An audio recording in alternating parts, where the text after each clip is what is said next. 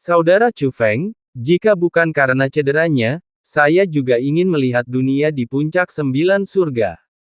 Tetapi dalam situasi saat ini, saya tidak akan menjadi penarik Anda, kata Bai Yunxing. Dia mengatakan yang sebenarnya. Dia benar-benar ingin pergi, tetapi dia benar-benar tidak ingin menjadi penarik Chu Feng. Jaga baik-baik lukamu. Setelah kultivasimu pulih, kita bisa menaklukkan dunia seni bela diri yang luas ini bersama-sama, kata Chu Feng.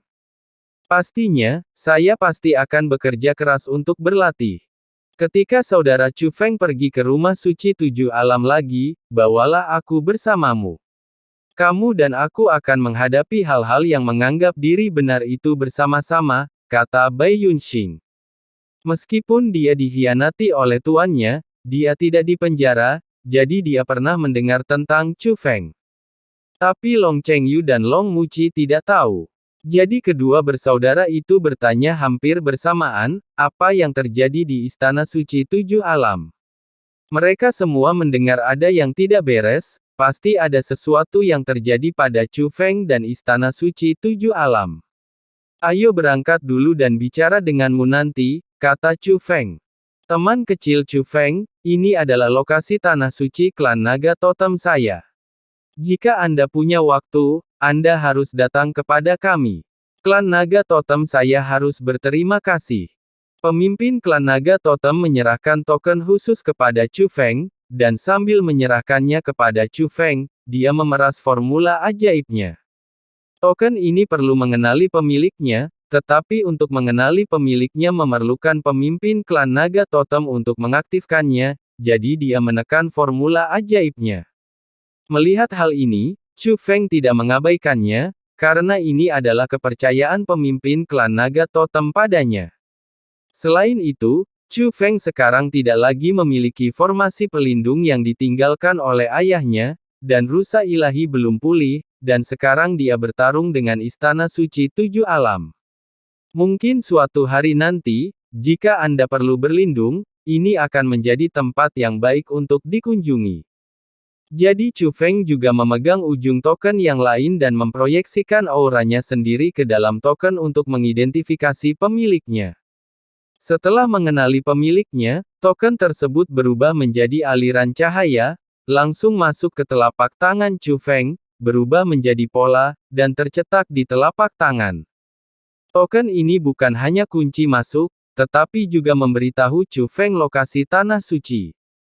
Namun justru karena Chu Feng merasa sedikit terkejut setelah mengetahui lokasi tanah suci tersebut. Galaksi Totem, wilayah bintang naga sejati, alam atas binatang spiritual. Galaksi Totem sangat besar, tetapi Chu Feng, alam atas dari makhluk spiritual, kebetulan ada di sana. Terakhir kali Chu Feng pergi ke sana adalah untuk memburu junior dari sekte Situ Jieling. Selain itu, ada alasan lain. Karena Chu Feng harus berurusan dengan Situ Realem sekte pada saat itu, senior Song Yuwei takut menjadi beban bagi Chu Feng, jadi dia berencana untuk membawa Yue Ling dan mengikuti Biksu Tua Yiku untuk berlindung di tempat rahasia kuno di Pegunungan Naga Emas dari alam atas binatang spiritual. Dan tempat rahasia kuno itu tidaklah sederhana, Chu Feng secara tidak sengaja menemukan bahwa seorang wanita misterius tinggal mengasingkan diri di sana. Wanita itu tidak hanya luar biasa kuat, dia juga memiliki berbagai harta karun yang kuat. Dan dia juga mengatakan bahwa gurunya mengenal Qin Jiu. Dapat dilihat dari sini bahwa tuannya mungkin adalah eksistensi kuno, jika tidak, bagaimana dia bisa mengenal Qin Jiu. Dan secara kebetulan, tanah suci tempat klan naga totem berlindung saat ini berada di dekat tempat rahasia kuno itu. Apakah ini suatu kebetulan? Kemungkinan besar tidak. Tapi Chu Feng tidak mengumumkan apapun tentang masalah ini. Chu Feng tidak ingin klan naga totem mengetahui tentang wanita misterius itu. Akibatnya, Chu Feng dan lainnya membagi pasukan mereka menjadi 2 kelompok. Bai Yunxing mengikuti pemimpin klan naga totem dan yang lainnya ke tanah suci klan naga totem di alam atas binatang spiritual. Chu Feng, Long Chengyu dan Long Muqi memasuki susunan teleportasi lagi. Selama transmisi, Chu Feng memberi tahu Long Chengyu dan Long Muxi tentang keluhannya terhadap Istana Suci Tujuh Alam. Oh, kamu sebenarnya adalah putra dari senior Jie Ranxing, tidak heran. Jadi penglihatan itu disebabkan olehmu. Adikku Chu Feng terlalu hebat, kan? Pantas saja aku tidak sebaik kamu, tidak heran aku tidak sebaik kamu, hahaha. Setelah mengetahui bahwa Chu Feng adalah putra Jie Ranxing, Long Chengyu sangat gembira. Karena menurutnya, dengan status Chu Feng, wajar jika dia kalah dengan Chu Feng. Dibandingkan dengan Long Chengyu, Long Muxi lebih memedulikan keluhan antara Chu Feng dan Istana Suci Tujuh Alam. Chu Feng, bahkan jika kamu menyebabkan fenomena aneh seperti itu, Istana Suci Tujuh Alam masih tidak mengenalimu dan malah ingin memburumu.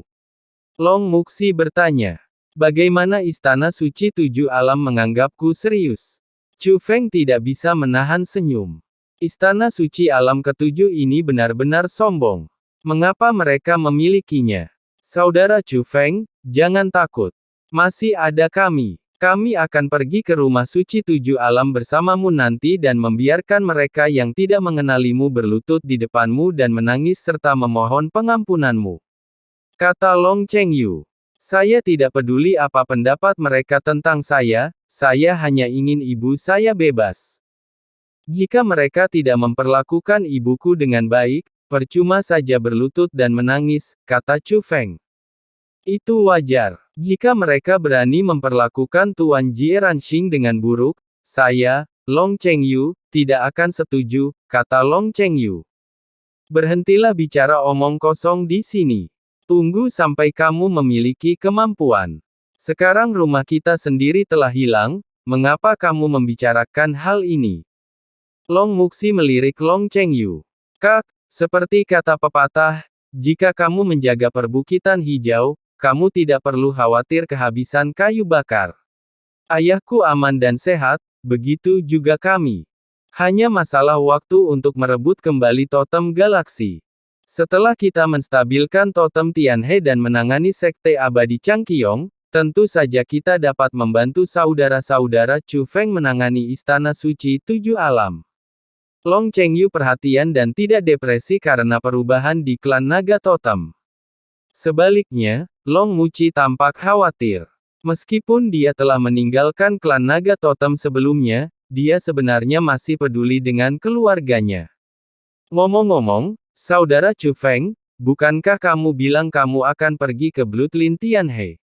Kenapa menurutku tempat kamu berteleportasi masih di dunia ini? Long Chengyu bertanya. Kamu akan mengetahuinya nanti. Ngomong-ngomong, aku tiba-tiba teringat sesuatu, kata Chu Feng. Ada apa? Long Chengyu bertanya. Aku membantu Long Lin melunakkan sumsum naga sebelumnya. Sebagai ucapan terima kasih, Long Lin memberiku salinan seni bela diri terlarang ilahi dari klan naga totemu. Saya tidak tahu apakah ini nyaman digunakan. Meskipun Chu Feng telah berlatih seni bela diri terlarang ilahi. Tapi saya tetap ingin menanyakan pendapat Totem Dragon Clan, jika mereka tidak setuju, maka Chu Feng akan berpura-pura tidak pernah berlatih. Saudara Chu Feng, kamu menyelamatkan hidup kami. Tentu saja kamu bisa menggunakan seni bela diri klan naga totemku. Jika harta keluargaku tidak ditransfer terlebih dahulu, kurasa ayahku akan mengajarimu secara langsung. Kamu bebas menggunakannya. Aku kenal ayahku dan dia tidak akan menyalahkanmu. Kami, klan naga totem, tidak berani menyalahkan siapapun, kata Long Chengyu.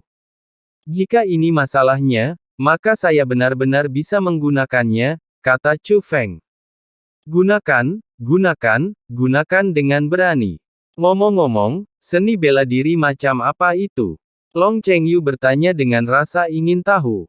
Ilahi terlarang, nafas naga, kata Chu Feng. Apa? Setelah mendengar ini, Long Chengyu segera mengutuk, Long Lin, anjing itu bukan manusia, aku akan menyeka kulit neneknya. Ada apa? Tanya Chu Feng. Apakah itu nafas naga terlarang? Long Muxi bertanya. Iya. Chu Feng mengangguk. Seni bela diri ini diciptakan oleh leluhur klan naga totemku. Tapi sejauh ini belum ada yang berhasil menggunakannya. Jadi seni bela diri terlarang ilahi ini sebenarnya terdiri dari angka-angka. Skala naga itu memberimu keterampilan bela diri terlarang ini, tapi dia tidak dengan tulus ingin kamu mempraktikkannya, kata Long Muxi.